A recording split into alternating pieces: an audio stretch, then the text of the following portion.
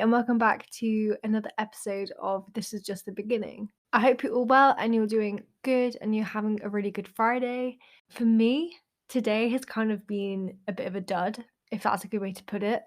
I woke up and I went to the gym first thing, which is something I haven't really let myself do for quite a while because I'm trying obviously not to do as much sport recently. But yeah, it was good. I went to the gym and then I came back and did myself a matcha latte because I am trying to stay away from coffee and I still want my warm morning drink in the mornings, but I'm trying matcha. I used to drink a lot of green tea ages ago, but then my stomach has become like the worst environment ever for like gut health because of green tea. If you're someone who drinks a lot of green tea or you want to start drinking green tea because you've seen like the benefits, I feel like green tea isn't really in trend anymore. Like I used to do it when everyone was drinking green tea after like every meal um because it helps with weight loss or it helps with digestion. Yeah, those things are true, but to have them like I was having a green tea every single day and then I was having it on an empty stomach, which really, really messed my stomach up. And those effects of drinking that much matcha extract, that's going to affect me for the rest of my life. So my stomach issues, I can thank myself for that, which is very annoying. But I'm drinking matcha because it's kind of a different strain of the green tea matcha extract thing. So, and I like it, and it was good. That's my choice of drink this morning. And then I called my friends who are in Australia right now. They're traveling, two friends from school, two of my closest friends. So this was about 10 a.m. here. And I think they're in Perth or Sydney maybe. And it was about 7 p.m. there. So kind of the perfect time. Because I was texting one of them and then I was like, hang on, let's just call. Because we were talking about a trip that we've got planned in a month or so time. And I was like, it's just easier to call if to discuss all this. So we did that. And then we had a really long catch up, which was really nice. And it was really nice to see their faces again, because we don't really talk that much video call because they're traveling all the time and just doing all these such crazy things. But yeah, so I phoned them, and then after I phoned them, I got a really sudden burst of energy. I was like, oh, I want to do another workout, but I didn't, obviously, because I just went to the gym. I still hadn't showered, so I showered, but then literally I got out of the shower and I've just slumped. I tried to do a bit of work. I mean, I didn't have any work to do, so I just did kind of just write out notes for an exam I've got next week. But then my eyes were just so tired, and I've never been that tired that early in the day. So I was like, okay, have a lie down. And that sounds weird because I just had a short morning. So it was like 11 o'clock, and I was like, no, I've just got to lie down. So I lay down this morning for an hour, 2 hours, and then I was like, no, I need to get up. I was getting really annoyed because I didn't know what to do. And I just felt in such a slump today. But, that's okay. Not every day you can be active and doing stuff. And that's my life recently because I've got not a lot to do.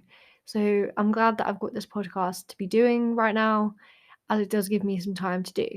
If you follow my blog, I've just been doing some minor tweaks to it today for something to do as well. I just changed the design and added a few more pages to it. So be sure to go check that out over at pepetto.net. The link will be in the description to this podcast, but go and have a look at that if you haven't actually looked at that blog yet. It's got all of what I talk about on here on there, and obviously this show originated from there, so be sure to go check that out. Today I kind of wanted to get into a topic that is really intriguing, although this could go quite deep, so do bear with. And that's the topic of, I did a blog post about this not so long ago, but it's the question of what would you tell your younger self? And I think to start with, I kind of want to define what age I'm talking about. And the age I think I'm talking about is high school age, like preteen, 13, 14, 12, maybe that kind of age. I'm only 18, so I can't really talk about this in so much detail because I haven't really experienced a lot of things yet, but that's the age I'm kind of going for right now. And friendships as well is a very big example of that. And I just think that at that age, you think your friendships matter to the world, and if you don't hang out with that one person, they're never gonna like you. Like, they're just gonna ditch you for the rest of your life. And although that is true at that age, it's so true. If you think back to all the petty arguments you had with all your friends, honestly, I laugh about the drama I had in my friendship group at school. The drama we had is so funny. We were always arguing, me and this one girl who is no longer in our group for the last like 4 years due to many reasons. But me and her, we were supposed to be best friends, but we just kept falling out. For the first 2 years of knowing each other, um, so in year seven, she joined the school.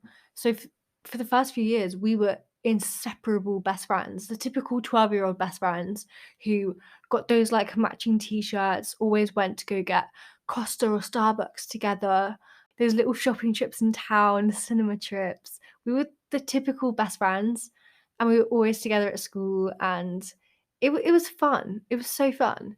Then we just grew up, and well, no, we didn't quite grow up. We went through that stage of puberty, growing up, getting angry at each other for no reason. We were both battling our own demons. Bloody hell, I was battling a lot then. But then at the time, you don't realize that everyone else is in the same shit as you, if not worse. And so you just dump all your shit on everyone else, which I think is really, really sad because that friendship could have lasted and we had such a special bond back when we were younger. Maybe we wouldn't be friends now because we've got completely different interests. And my younger self at that time, when me and this girl were going through these problems, friendships do not last forever. It's only the certain ones that do. That kind of puts everything into perspective. The friends you do have now, if you've had them for quite a while, they're going to stick around. The friends that I was talking about that I FaceTimed earlier, they're going to stick around for a while. One of them I've known since I was 8, 9. And I remember her joining the school because she was new. And we weren't friends to start with, but then, like, the year before we moved into high school, we got quite close. And then we've just got closer and closer ever since. Then me and her were kind of like best friends. And yeah, but we're best friends. I guess I hate that term now because it feels so childish. But we're best friends in a way that we're just so close, but in a grown-up sense. We we aren't the hyper giggly girls like most girls are at this age. I really hate that. I feel like we've both grown up quite a lot. Sure, we gossip and talk about bitch about people. Sure, we do that, which obviously we both feel bad about doing, but everyone gossips.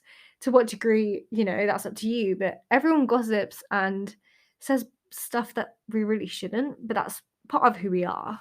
Do you remember all those conversations you'd have at sleepover? Like when you're younger and suddenly at like midnight, 2 a.m., you're lying in bed and you just start talking deep convos, crying. We're not quite like that, not that deep, but we tell each other everything.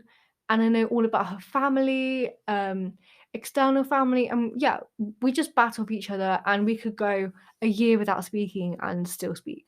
My message here for myself and anyone else really is friendships do come and go, but the ones that stay around are the ones that you don't think will stay around, if you know what I mean. So these more mature friendships, the ones that were kind of brushed under the carpet or kind of like low key underlying friendship, you've just always known each other and always been in the same group your whole life, and then suddenly you've just stayed in contact when we've left school.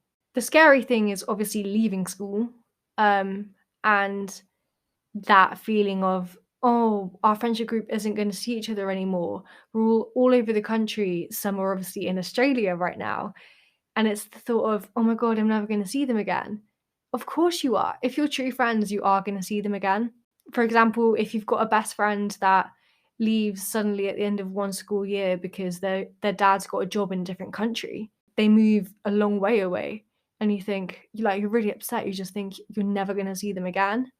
if you're that close, if you are true friends, you will, or you'll at least stay in contact. Another example of that is I've got a Austrian exchange partner. I mean, she's not an exchange partner anymore. I've just got a really good friend in Austria who came to my house literally the week before lockdown in 2020. That March, yeah, it was a week. It was like the 13th of March she left to go home because Austria was locking down completely, and she didn't. Not gonna lie, I was really worried. I didn't know she'd get home because she had to pass through Frankfurt, and obviously Germany was locking down as well then because England locked down so late. Yeah, I just remember her going home and it was really scary, and she had tonsillitis the whole week that she was here. So I was like, just do not cough or sneeze or look ill in the airport because they won't let you on. But yeah, and that was just really scary, and then we didn't even know what COVID was. We all just thought it was cold. So when everything was shutting down, she was saying that her friends were sending her, like, pictures of not quite riots, but just deserted streets and shops broken open in Austria already.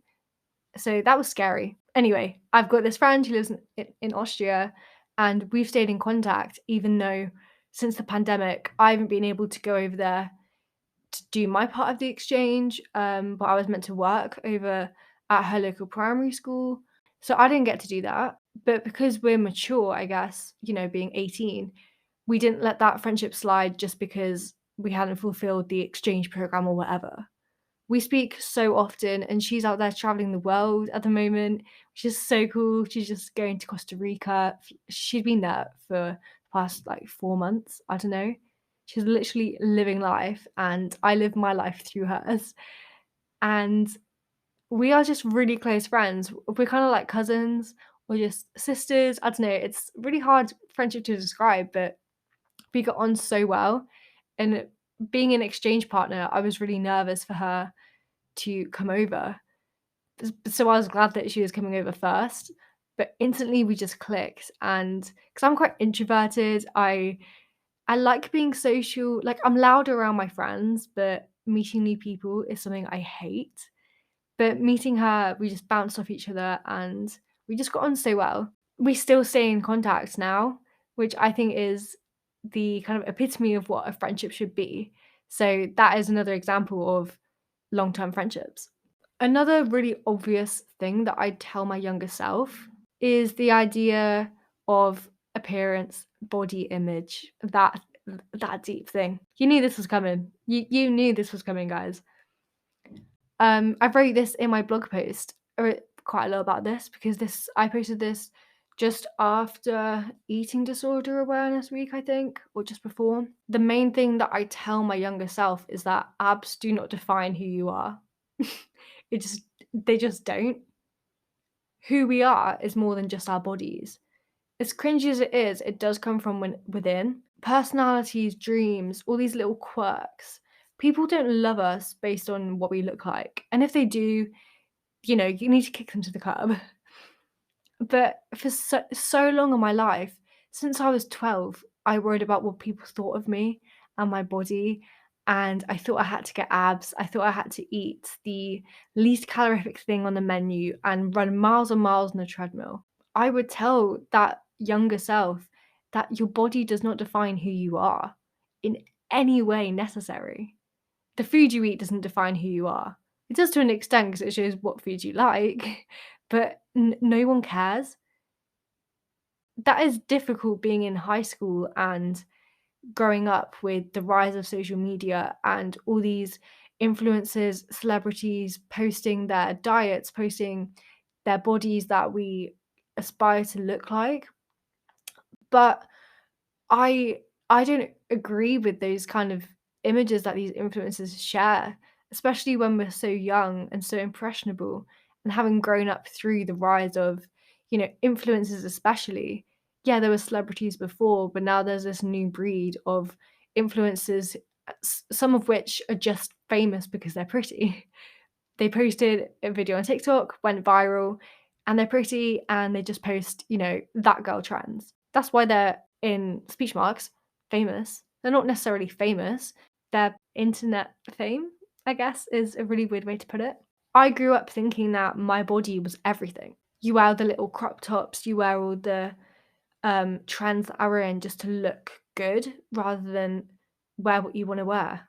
I was so into all the trends and just trying to be popular, even though I wasn't, but I still wanted to appear like I was by the clothes I wore. Just the clothes I wore and the fact that I did so many ab workouts.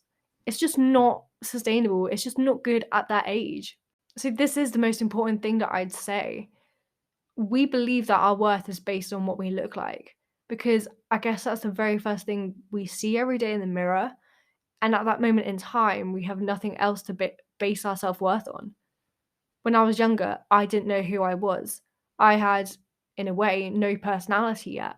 I hadn't grown, I hadn't evolved into the person I'm still becoming today. I was just a pre-puberty slash puberty slash thought I was post-puberty teenage it's just a teenager. That is the easiest way to describe it. And I based so much of my self-worth on what I look like. And it's just crazy to think that I allowed myself to do that, but we had no one telling us otherwise. And we were so impressionable. And on social media, we just thought that's what we had to do. Another thing I'd tell my younger self, because I could go on about that topic all day, but what I would tell my younger self as well is that life is short, so say yes to more things. I started doing this as I was getting older, so in sixth form, I think I started saying yes to a lot more things. So every opportunity thrown my way, I wanted to do. So, I did the NCS program when I was 16. I became a school monitor. I was captain of the hockey team. I was just saying yes and yes, and not necessarily saying yes, but I just strive to do a lot more things and become part of committees, charity committees, more clubs, and really like helping other people out. So I would have told my younger self to get out of your comfort zone and do those things from a younger age. Because in sixth form, I it was quite daunting for me to start those things because I'd never before decided to be, extroverted and put myself out there, starting my blog, starting no, I just wish I said yes to more opportunities. I did I remember one, like, Easter break, I went on a German hockey tour, which I didn't think I'd go on, and I went on a Italy school trip as well, and just, like, 2 things that I wouldn't have done, and I do remember the odd spells of getting out of my comfort zone and just doing more things. But then I grew up with a twin sister, so we always did stuff together. And there was a point where we moved schools in year 4, and it was kind of like it got more and more from this that she became this quite independent person, and I still stuck in this mindset of being dependent. So we always did stuff together. So whatever she was doing, I wanted to follow like a little lapdog. I just always wanted to be with her just because I was so scared of doing stuff on my own. And I was really jealous as well that she had this persona of being independent and she had all these friends and was doing all these things. And I was still stuck being a child, I guess. I mean, we were children, but I just felt like she was doing more than me. And I was admiring her for that, but also envying her for that. I just wanted to be her and do what she was doing. We're both independent now, completely independent. We're both completely different people. I was dependent a lot. I was so scared of doing my own thing, whereas now I really do my own thing, and I think that's great, and that does show a lot of growth. I'd also tell myself to remember that you're a teenager. Everything feels worse when you're a teenager. I think we can all understand this one. We think that literally the world is ending because we're going through a really, really rough patch. And that doesn't take away any validity or worth of that, of how we feel at that time. I wish someone told me that you're just a teenager, but no one did. For quite a while, kind of during my GCSE year, that I just felt awful. I think most teenagers do go through that, obviously some worse than others, some to a much worse extent than others, but we do all go through the teenage years, and it's for a few months or a year, maybe 2 years where you just don't feel like anything because you're stuck in this well, just like in this mindset of, I don't know who I am yet. And this is not spoken about enough at schools. I wish we had assemblies about this. And as a monitor in sixth form, I really wanted to do an assembly about this. And I was going to do like my monitor's speech in front of the school about this, but I decided to do it on like body image and body shaming because that was really relevant to me at the time. If I could do it again, if I could do another speech, I wish I could have done that.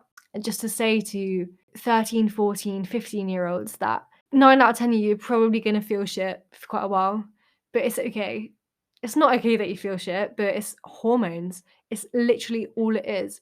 You are a teenager. We go through this phase because, and I haven't done psychology. I want to do psychology on teenagers because this would prove my evidence for this. But teenager life sucks because you're stuck in this world of not being an adult yet, but you feel independent and you feel ready to take on the world and do all these things and go partying and go drinking and live life and be grown up. But then you get to the age of 18 where you can do those things. And I don't know about you, but I don't want to do those things anymore. I've already retired from really late nights and drinking because I'm just not a fan. I prefer drinking, like day drinking with the girls, a couple cocktails, like casual drinking, not vodka by the litre drinking. I've only learnt that recently. I don't know. Some people are like, oh, you drink cocktails, like that's so expensive, especially at uni. Like today, by the way, happy World Cocktail Day. I put a message on the chat this morning, the like flat group chat saying, hey, can people go out for cocktails today? It's World Cocktail Day. It's Friday. Break from your revision because they actually have degrees that make them work and make them revise, whereas I don't. But no one replied because they're stressed. I'm like, come on, it's a one-time thing. I don't want to spend the money, but it's World Cocktail Day and I love cocktails. But who knows? We might end up going out. I might end up persuading them. But yeah, I don't like binge drinking, heavy drinking. It makes me feel horrible. Anxiety is the worst thing. I hate it so much. I will say about this pretty much in most of my episodes from now on. It's just the worst thing. That's why I don't like drinking. That's why I prefer day drinking because you get back, evening time, 8 o'clock latest. You might have gone out for dinner as well. Then you can just have a cup of tea and have some water, sober up, go to bed, and you feel brilliant in the morning. I just hate waking up after, even if it's just a late night out and I haven't drank that much, I just feel awful because I haven't had time to, relax at night, have some downtime. Going back to the point, I would just say, hey, Ellie, I know it's a really tough time right now, but you're going to get out of it. You will go through another patch like this. You'll go through many patches like this, and life isn't smooth sailing. So just be lucky, I guess, that you can grow from it and that you do have the opportunity. Going through rough patches just makes you think that it can't get worse than that. Once you know when you've hit rock bottom, and as scary as that day is, and that feeling of feeling utterly helpless, as scary as that is, it's going to get better. And I suppose that is a really exciting way to think about it. So from that, I'd probably tell myself to try and have a different mindset, be positive. As one of my teachers said, PMA, positive mental attitude. I hated these assemblies from this guy, but it is so true.